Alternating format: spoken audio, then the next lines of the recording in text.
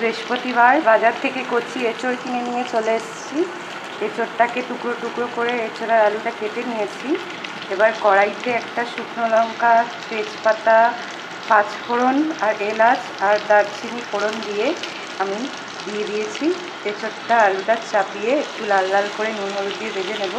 তার মধ্যে একটু টুকরো করা ক্যাপসিকামও দিয়ে দিয়েছি। আজকে এঁচড়টা কষা কষা বানাবো।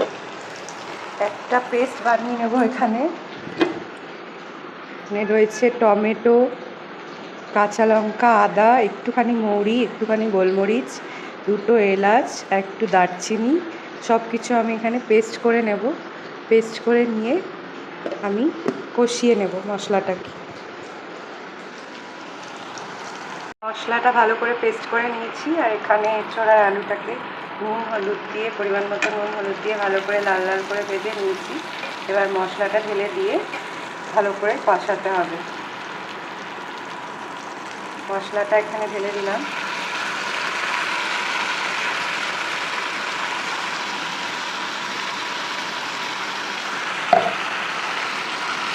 এবার এর মধ্যে একটু সামান্য পরিমাণ চিনি দিতে হবে আর একটুখানি গুঁড়ো মশলা অ্যাড করতে হবে। আমি এখানে অ্যাড করব একটু 1 চামচ চিনি, হাফ চামচ চিনি, পরিমাণ মতো বুঝে আপনারা অ্যাড করবেন। আমি এখানে হাফ চামচের মতো চিনি অ্যাড করে দিচ্ছি।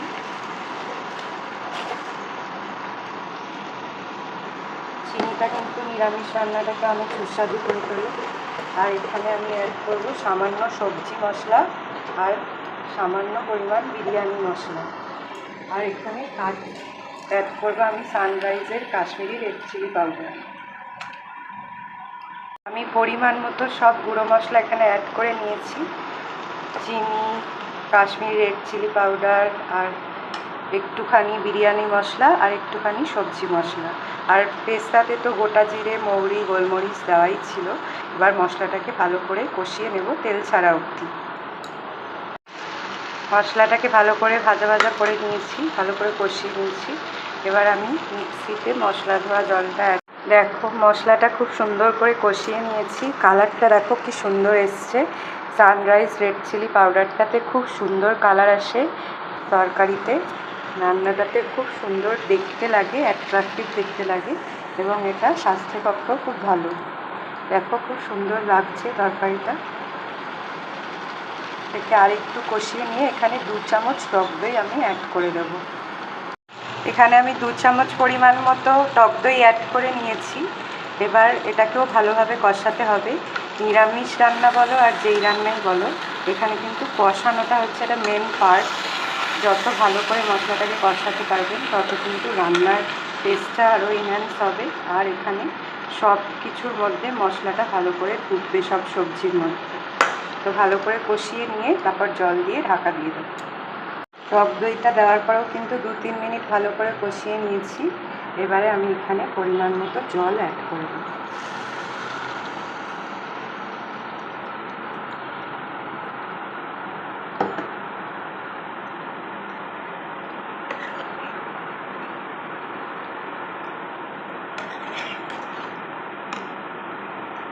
আমরা যেহেতু নিরামিষ খাই, তাই এঁচড়টা নিরামিষভাবে যদি এভাবে বানাই খেতে কিন্তু পুরো পারফেক্ট আর দুর্দান্ত টেস্ট হবে। দেখুন কত সুন্দর হয়েছে কালারটা। মশলা থেকে তেলও প্রায় ছেড়ে গেছে। এবার এরকমভাবে পরিমাণ মতো জল দিয়ে এটাকে চাপা দিয়ে দেব।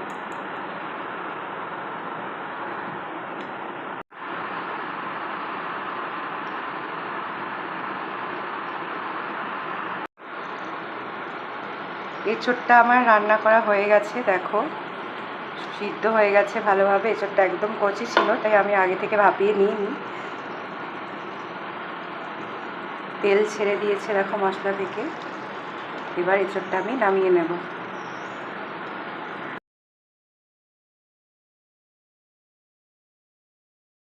নামিয়ে নিয়েছি এরম মাখা মাখা করে। আজকে মেনুতে কী কী আছে দেখে নাও।